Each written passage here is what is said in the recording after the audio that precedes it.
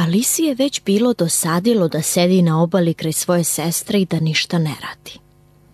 2 put, 3 put gvirnula je u knjigu koju je sestra čitala, ali u njoj nije bilo ni slika, ni razgovora.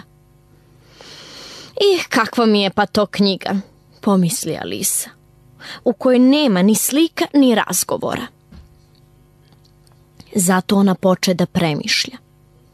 Ukoliko je mogla, jer je dan bio tako topao da je bila prosto živa zaspala. Ima li smisla da ubere malo belih rada i splete venčić, kad odjednom jedan beli zec crvenkastih očiju protrča pored Alise. U tome zbilja nije bilo ničeg naročitog, niti se Alisa baš mnogo iznenadila kad je čula da zec kaže samom sebi: "O, saboka, zadocniću!" Kad je Alisa posle mislila o svemu tome, palo joj je na pamet da je ipak trebalo da se začudi, ali tada je se to činilo sasvim prirodno. Ali kad zec istinski izvadi sat iz džepa na prsluku, pogleda u sat i odjuri, Alisa skoči na noge. Sinu joj u glavi da još nikad nije videla ni zeca sa džepom za sat, a kamoli da iz džepa vadi sat. Goreći od radoznalosti, Alisa se stušti sa zecom preko polja i vide ga kako šmugnu u veliku zečiju rupu ispod živice. I Alisa se istog trena sjuri za njim u tu rupu, ne pomišljajući uopšte kako će izaći iz nje. Zečija rupa se u početku protezala pravo napred kao neki tunel, a onda se spusti u dubinu tako naglo da Alisa nije imala vremena da se zaustavi, nego poče padati dole niz nekakav veoma dubok bunar. Ili je bunar bio i suviše dubok, ili je Alisa padala i suviše polako, tek imala je vremena na pretek da dobro osmotri sve oko sebe i da se u čudu pita šta li će se dalje dogoditi. Najpre pokuša da pogleda dole, ne bi li videla šta je tamo očekuje, ali je pod njom sve bilo u gustom mraku, tako da ništa nije videla. Onda poče razgledati strane bunare i vide da su načičkane ormarima i policama za knjige. Ponegde su o klinovima visile zemljopisne karte i slike. Alisa usput uze s jedne police ćup na kojem je pisalo marmelada od pomoranči. Ali se strašno razočara, jer je ćup bio prazan. Plašila se da ga baci dole, da nekoga tamo ne ubije, pa ga spusti na jedan od ormara pored kojih je padala. Pa posle ovakvog padanja, pomisli Alisa, neće mi ništa biti ako se desi da se skotrljam niz stepenište. Svi će mi se kod kuće diviti kako sam hrabra. Ma ne bih ni pisnula i da se stropoštam s našeg krova. To je zbilja bilo sasvim tačno. Dole, hoće li se ovo padanje ikad završiti? Baš me zanima koliko sam milja do sad prešla, reče Alisa naglas. Mora da sam sada negde blizu središta zemlje. Čekaj da vidim, to bi bilo, čini mi se, oko 4000 milja. Jer Alisa je u školi učila nešto o tome, ima da sad i nije bila osobita prilika da pokaže šta zna, pošto je niko nije mogao čuti. Ipak, dobro će joj doći da se presliša.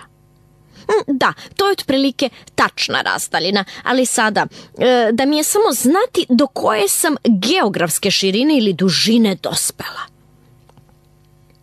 Alisa nije baš ništa znala ni o geografskoj širini, ni o dužini, ali joj se učinilo da to vrlo lepo i učeno zvuči. Pa je opet počela. Pitam se da li ću pasti pravo kroz zemlju, kako bi bilo smešno da izađe među ljude koji idu na glavi. Mislim da su to antipatijani.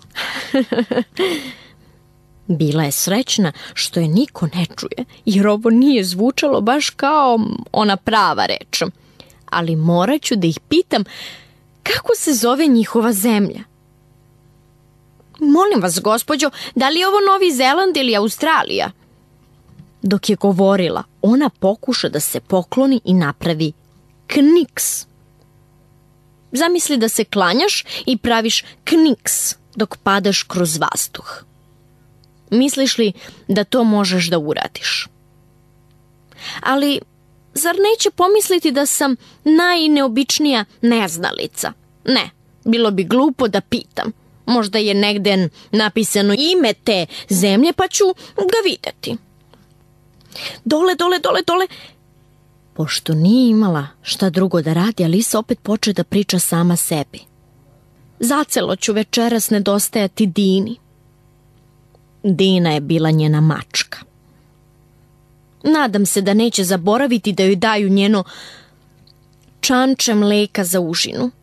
Moja draga Dina, baš mi je krivo što sada nisam sa njom. Do duše, ovde u vazduhu nema ni jednog miša, ali možeš da uhvatiš šišmiša, a to je, znaš, vrlo slično mišu. Samo ne znam da li mačke jedu šišmiše. I tada se Alisi pritrema, pa onako kroz san poče govoriti. Jedu li mačke šišmiše? Jedu li šišmiši mačke? Pošto nije mogla da odgovori ni na ovo pitanje, bilo je baš sve jedno. Govorila ovako ili onako. Alisa je tonula u san i taman je počela da sanja kako se šeta sa Dinom, držeći je za šapu i kako je govori vrlo ozbiljno. Čuj, Dina, reci mi istinu, da li si ikad smazala šišmiša? Kad odjednom tras, ona pade na hrpu grančica i suvog lišća i tako se svršilo padanje. Alisa je ostala zdrava i čitava, pa odmah skoči na noge. Pogleda gore, ali nad njom se nadnela duboka pomračina. Pred njom se pružao jedan dugačak hodnik i ona opazi u daljini belog zeca kako odmiče njime. Alisa polete kao vetar i taman stiže da čuje kako zec, zamičući za ugao, kaže: tako mi u šiju i brkova zakasniću. Bila mu je gotovo za petama. Ali kad dođe do ugla i skrenu od zeca nije bilo ni traga ni glasa. Našla se u dugačkom hodniku, osvetljenom mnogim svetiljkama koje su visile za tavanice. Svud unaokolo bila su vrata, ali su sva bila zaključana. Alisa pođe od vrata do vrata pokušavajući da ih otvori i na kraju se vrati sva tužna na sredinu hodnika, razmišljajući kako li će uopšte izaći odatle. Iznenada se pred njom stvori jedan tronožni stočić, sav od stakla. Na njemu je bio samo jedan ključić od pravog, pravcatog zlata. Alisa odmah pomisli da bi ključem mogla otvoriti jedna od mnogih vrata, ali hoćeš, ili su ključonice bile prevelike, ili je ključ bio mali. Tek ni jedna se vrata nisu mogla otvoriti. Ali kad je tako po drugi put zaređala od vrata do vrata, Alisa ugleda nisku zavesu koju ranije nije ni primetila. Iza zavese bila su vratanca oko 15 palaca visoka. Na svoju veliku radost vide da zlatni ključ odgovara bravi. Alisa otvori vratance i ugleda mali prolaz, jedva nešto širi od ulaza u mišiju rupu. Kleče na tle, provjeri kroz prolaz i ugleda najlepši vrt od svih koje je do tada ikad videla. Tako je želela da izađe iz tog mračnog prolaza i da šeta između onih leja raznobojnog cveća, između hladovitih vodoskoka. Ali ona nije mogla čak ni glavu da promoli kroz vrata. Pa čak i kad bi glava prošla, pomisli sirota Alisa, šta mi vredi kad ramena ne mogu da prođu. Što bih volela da mogu da se sklopim kao turbin. Mislim da bih i mogla, samo kad bih znala kako da počnem. Jer vidiš, malo pre se dogodilo toliko neverovatnih stvari da je Alisa poverovala da malo čega ima nemogućeg.